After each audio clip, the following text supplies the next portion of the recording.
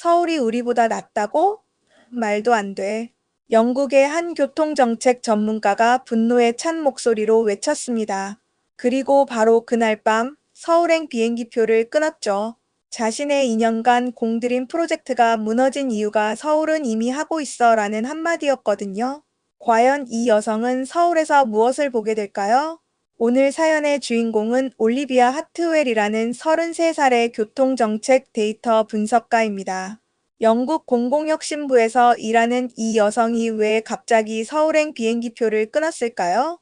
사실 이분 처음엔 서울을 완전히 무시하고 싶었거든요. 올리비아는 2년 동안 심혈을 기울여 로컬 스마트 모빌리티 프로젝트를 설계했습니다. 데이터를 하나하나 쌓아가며 만든 자신만의 모델이었죠. 그런데 예산 심의에서 재정부의 반대로 프로젝트가 무산되고 말았어요. 그때 상부에서 한 마리 올리비아의 자존심을 완전히 짓밟았습니다. 서울은 이미 하고 있어. 우린 늦었어. 동료들은 더 노골적이었어요. 서울 보고서를 그대로 번역해서 적용하자는 말까지 나왔습니다. 이런 상황을 견딜 수 없었던 올리비아는 반사적으로 서울행 비행기표를 예매했죠. 그들이 뭘 얼마나 잘하고 있다는 건지 내가 직접 확인하겠어 라는 마음으로 말이에요. 비행기 안에서 올리비아는 출장단 명단을 확인했습니다. 낯선 이름 하나가 눈에 들어왔어요. 리 샤를로트, 프랑스 도시 설계 전문가. 그리고 또 하나, 하세카와 유키, 도쿄대 교수. 올리비아는 피식 웃었습니다. 영국, 프랑스, 일본. 이게 무슨 삼국지라도 되는 건가? 이들은 서울시가 아닌 국제교통포럼 기술자문단으로 구성된 독립참관단이었어요. 이름은 달라도 목적은 같았죠. 과연 한국이 그렇게까지 대단한가? 라는 의문을 풀기 위해서였습니다. 상사들은 서울은 이미 하고 있다고 말했고 젊은 실무자들은 그 자료를 그대로 가져오자고 말했거든요. 자존심이 상한 올리비아는 직접 확인하겠다는 심정으로 서울행 비행기에 올랐습니다. 서울 인천공항에 도착한 순간부터 올리비아의 관찰이 시작됩니다. 공항철도는 예약 없이도 QR코드 하나로 탑승이 가능했고 지하철은 환승 안내가 모든 언어로 떴어요. 교통카드를 충전하자마자 올리비아는 마음속으로 중얼거렸습니다. 정확하네. 하지만 이건 외국인용 설정일 거야. 사실 올리비아는 이미 마음속으로 결론을 내린 상태였어요. 서울의 시스템이 겉보기엔 좋아 보여도 실제 운영에서는 문제가 있을 거라고 확신했거든요. 런던에서도 비슷한 시설들이 있지만 제대로 작동하지 않는 경우가 많았으니까요. 호텔로 이동하는 셔틀버스에서 올리비아는 처음으로 리와 유키를 만났습니다. 리는 단정한 재킷 차림에 깔끔한 태블릿을 펼치고 있었어요. 유키는 말없이 창밖을 바라보며 작은 수첩에 메모를 남기고 있었죠. 서로 인사를 나눈 뒤 리가 먼저 말을 건넸습니다. 영국에선 어떤 문제로 오셨어요? 실패한 정책, 복구가 안 되는 정도로요. 올리비아의 솔직한 대답에 리가 가볍게 웃었습니다. 그럼 우리 셋 다 비슷하네요. 유키는 고개를 끄덕였습니다. 도쿄도 마찬가지입니다. 우리 시스템은 정밀하지만 시민들은 불만이죠. 뭐가 빠진 건지. 한국은 다르다더군요. 그들의 대화가 시작된 순간 올리비아는 혼자가 아니라는 걸 느끼면서도 이상한 긴장감을 느꼈어요. 세 나라의 전문가들이 모두 같은 이유로 서울에 왔다는 사실이 묘하게 부담스러웠거든요. 서울이 정말 그럴 리 없어. 이런 시스템이 실전에서 작동한다고? 우리가 놓친 게 있다고? 올리비아는 계속해서 보여주기용일 수 있어 라며 자꾸 허점을 찾으려 했습니다. 리는 담담하게 비교 분석을 하고 있었고 유키는 조용히 관찰만 했죠. 올리비아는 점점 내가 오히려 실험 대상이 된 건 아닐까? 라는 생각을 하며 불편함을 느꼈습니다. 버스가 서울 시내로 들어서자 창밖 풍경이 바뀌기 시작했어요. 체계적으로 정리된 버스 정류장, 실시간으로 업데이트되는 도착 정보, 그리고 무엇보다 시민들이 질서정연하게 대기하는 모습이 눈에 들어왔습니다. 하지만 올리비아는 여전히 회의적이었어요. 겉으로만 그럴듯해 보이는 건 아닐까? 둘째 날 아침 세 사람은 각자 자유관찰을 하기로 했습니다. 올리비아는 강남대로 횡단보도 앞에서 시민 이동 패턴을 관찰하고 있었어요. 손에는 기록장을 들고 평소처럼 데이터를 수집할 준비를 하고 있었죠. 그런데 예상치 못한 장면이 펼쳐졌습니다. 신호가 바뀌려던 찰나 유모차를 밀며 달려오는 한 여성이 시야에 들어왔어요. 올리비아는 저 사람 신호 놓치겠네라고 생각했습니다. 런던이었다면 당연히 다음 신호를 기다려야 할 상황이었거든요. 그런데 놀라운 일이 벌어졌습니다. 유모차를 민 여성이 횡단보도 초입에 도달하자마자 바닥의 감지 센서가 미세하게 반응했어요. 신호 변경까지 남은 시간은 겨우 2초였습니다. 갑자기 빨간불로 바뀌려던 보행 신호가 멈추고 3초가 더 연장됐죠. 차량들은 멈춘 채 소리 하나 없이 기다렸습니다. 올리비아는 손에 쥔 기록장을 놓칠 뻔했어요. 자동 반응이야? 사람이 개입한 게 아닌데 시민들도 아무렇지 않게 이걸 받아들이고 있어. 더 놀라운 건 운전자들의 반응이었습니다. 아무도 경적을 울리지 않았고 짜증스러운 표정도 보이지 않았어요. 마치 당연한 일처럼 받아들이고 있었거든요. 올리비아는 무의식적으로 중얼거렸습니다. 이건 시스템이 아니라 신뢰야. 모두가 시스템을 믿고 움직이고 있어. 런던에서라면 절대 불가능한 장면이었어요. 시민들이 시스템을 불신하고 시스템도 시민을 배려하지 않는 게 당연했거든요. 같은 시각 다른 곳에서 리는 인구 밀도에 따라 바닥 조명이 조절되는 보행로를 발견했습니다. 사람이 많아지면 조명이 밝아지고 적어지면 은은해지는 시스템이었어요. 파리에서는 상상도 할 수 없는 섬세함이었죠. 유키는 청각장애인을 위한 진동식 경고장치가 작동하는 모습을 목격하고 있었습니다. 도쿄에도 비슷한 시설이 있지만 고장나거나 작동하지 않는 경우가 많았거든요. 하지만 서울의 시설은 완벽하게 작동하고 있었어요.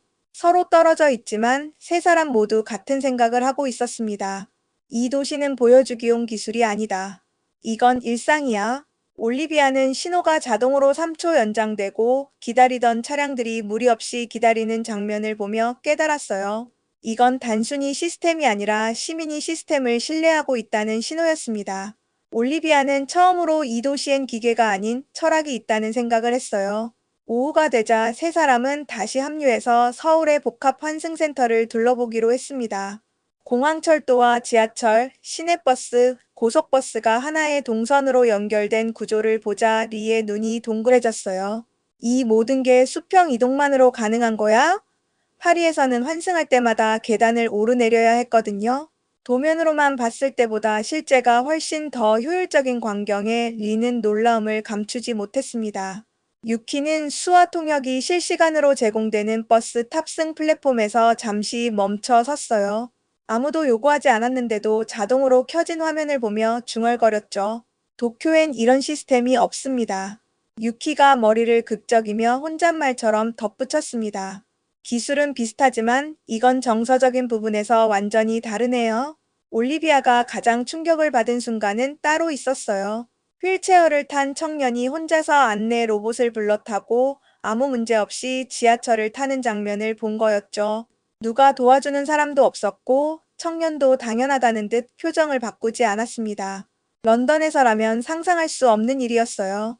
순간 올리비아의 가슴이 먹먹해졌습니다. 나는 그동안 데이터를 통해 사람을 이해한다고 착각했구나.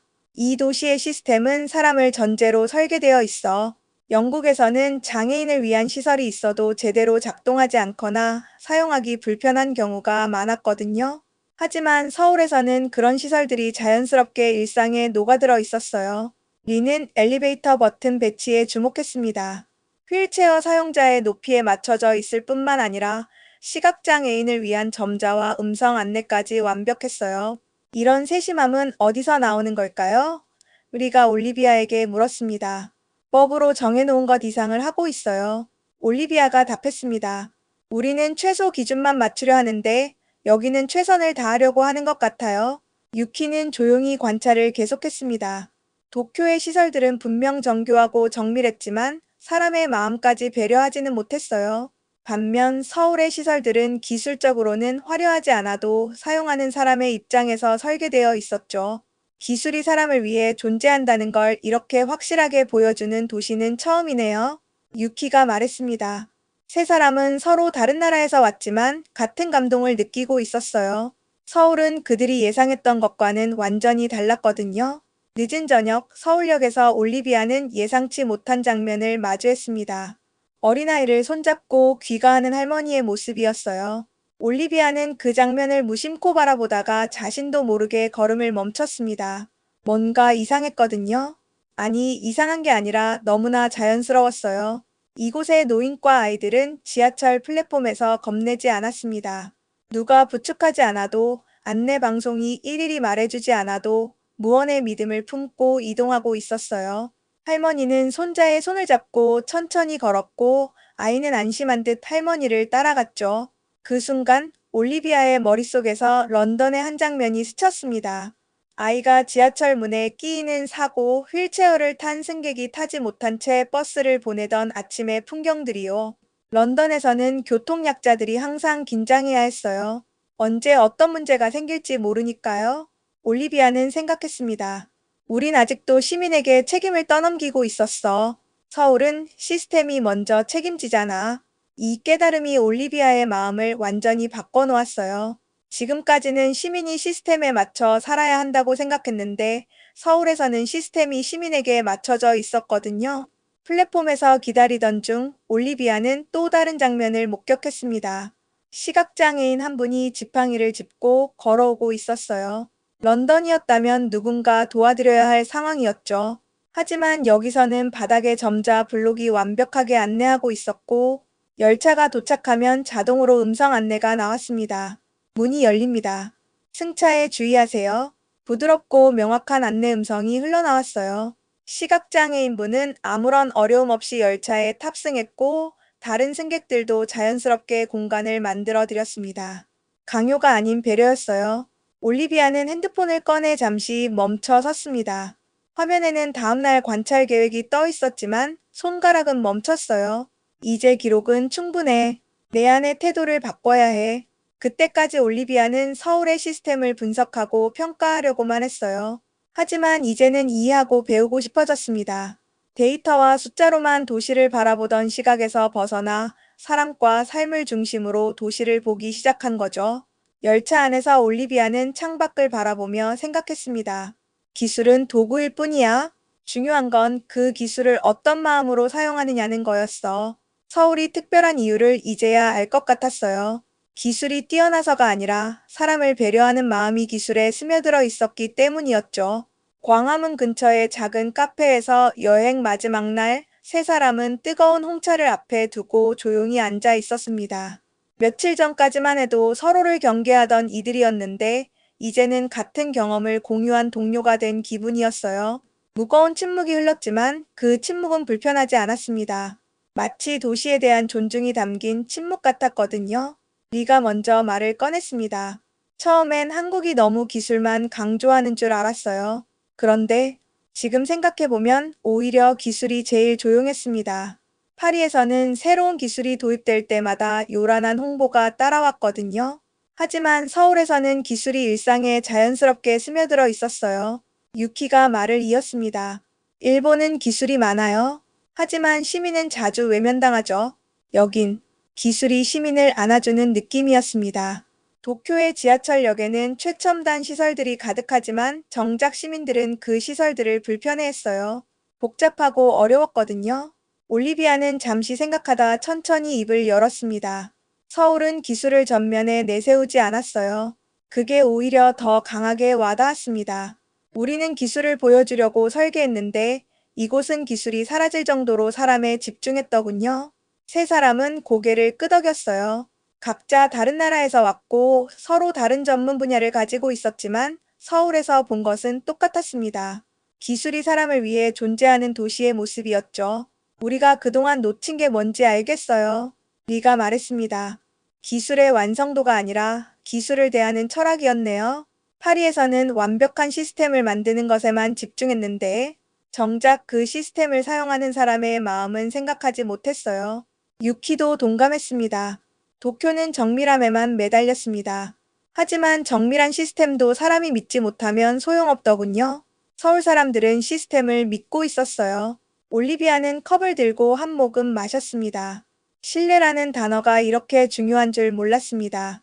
시민이 시스템을 믿고 시스템도 시민을 배려하는 이런 관계를 만드는 게 가장 어려운 일이었네요. 카페 창밖으로 서울의 저녁 풍경이 펼쳐졌습니다. 퇴근길 사람들이 바쁘게 오가고 있었지만 그 속에서도 질서와 배려가 느껴졌어요. 급하게 걷는 사람도 교통약자를 만나면 자연스럽게 속도를 줄였고 지하철 입구에서는 서로 양보하는 모습들이 보였습니다. 이 도시가 특별한 이유를 이제야 알겠어요. 올리비아가 마지막으로 말했습니다. 기술이 뛰어나서가 아니라 사람다운 마음이 기술 속에 살아있어서였네요. 영국으로 돌아간 올리비아는 며칠 동안 서울에서의 경험을 정리하는 시간을 가졌습니다. 책상 위에는 서울에서 찍은 사진들과 메모들이 가득했어요. 하지만 정작 중요한 건 사진이나 메모가 아니었습니다. 올리비아의 마음속에 새겨진 깨달음이었죠. 상부에서 보고서 발표를 요청했을 때 올리비아는 조금 망설였어요. 처음 서울에 갔던 이유가 서울이 과연 그렇게 대단한가? 를 확인하려는 것이었는데 이제는 완전히 다른 이야기를 해야 했거든요. 하지만 진실을 말하는 것이 맞다고 생각했습니다. 회의실에는 부서장을 비롯해 동료들이 모두 모였어요.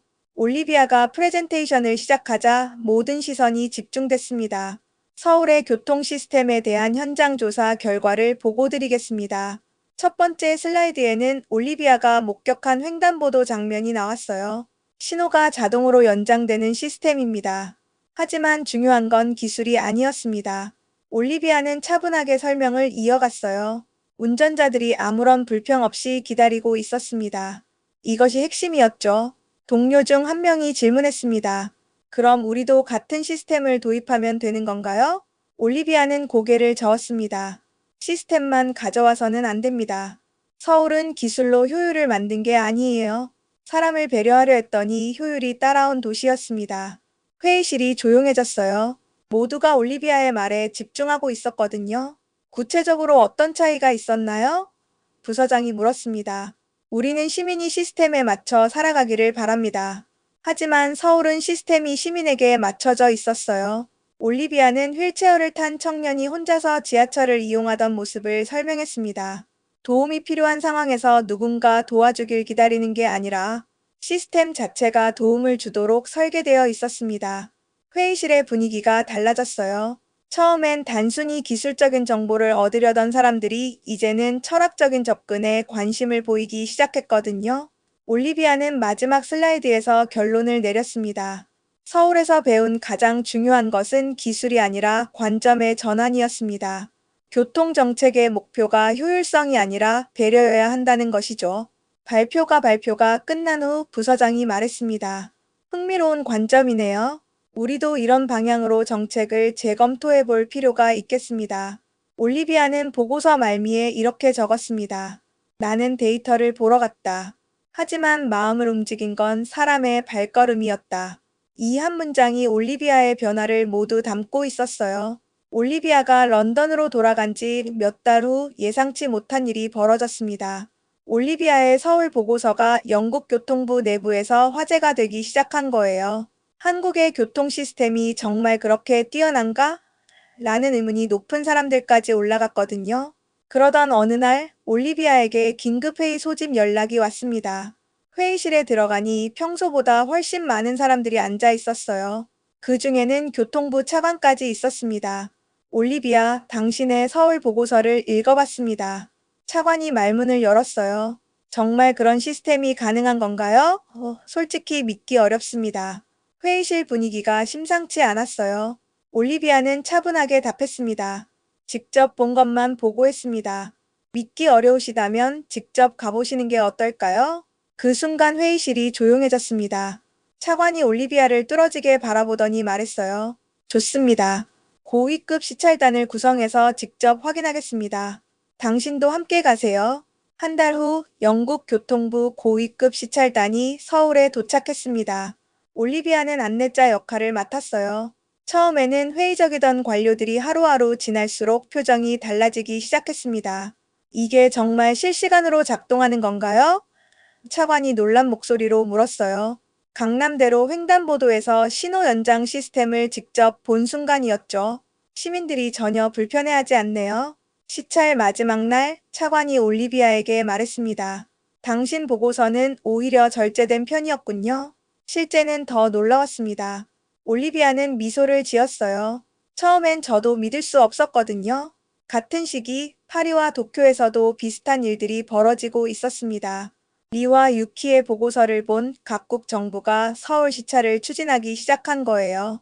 한국의 교통 시스템에 대한 관심이 유럽과 일본 전체로 확산되고 있었습니다. 몇 개월 후 올리비아는 깜짝 놀랄 만한 소식을 들었어요. 서울시에서 국제교통정책 포럼을 개최한다는 것이었죠. 전 세계 교통 전문가들이 서울에 모여 한국의 시스템을 배우고 토론하는 자리였습니다. 올리비아, 당신이 기조연설을 해주세요. 포럼 주최 측에서 요청이 왔어요. 서울을 처음 의심의 눈으로 바라본 외국인 전문가가 어떻게 변화했는지 들려주시면 됩니다. 포럼 당일 올리비아는 연단에 섰습니다. 객석에는 전 세계에서 온 교통 전문가들이 앉아 있었어요. 리와 유키의 모습도 보였죠. 저는 서울을 무너뜨리러 왔습니다. 올리비아가 첫 마디를 했을 때 객석이 웅성거렸어요. 하지만 서울이 저를 무너뜨렸습니다. 박수가 터져 나왔습니다. 여러분, 서울은 단순한 도시가 아닙니다. 미래의 모습을 미리 보여주는 살아있는 교과서입니다. 올리비아의 목소리에 확신이 가득했어요. 우리 모두가 배워야 할 도시입니다. 연설이 끝난 후 올리비아는 서울 시내를 걸으며 생각했습니다. 1년 전 의심과 질투로 왔던 이 도시가 이제는 전 세계의 선생님이 되어 있었어요. 그리고 자신은 그 놀라운 변화를 직접 목격한 증인이 되었고요. 정말 대단한 도시구나. 올리비아는 혼자 중얼거렸습니다. 처음에는 서울을 의심하며 갔지만 이제는 진심으로 존경하게 됐어요. 기술적으로도 앞서 있지만 그보다 더 중요한 인간적 배려가 살아있는 도시였거든요. 올리비아는 가방에서 서울에서 가져온 교통카드를 꺼내보았습니다. 작은 플라스틱 카드였지만 그 안에는 서울 시민들의 따뜻한 마음이 담겨 있는 것 같았어요. 언젠가 다시 가보고 싶다. 이번에는 배우러 가는 마음으로, 그리고 그 완벽한 시스템을 다시 한번 경험해보고 싶다는 마음으로 말이에요. 올리비아의 사연은 여기까지입니다. 여러분의 생각과 경험도 댓글로 공유해주세요. 구독과 좋아요는 영상 제작에 큰 힘이 됩니다. 영상 끝까지 시청해주신 분들 모두 감사합니다.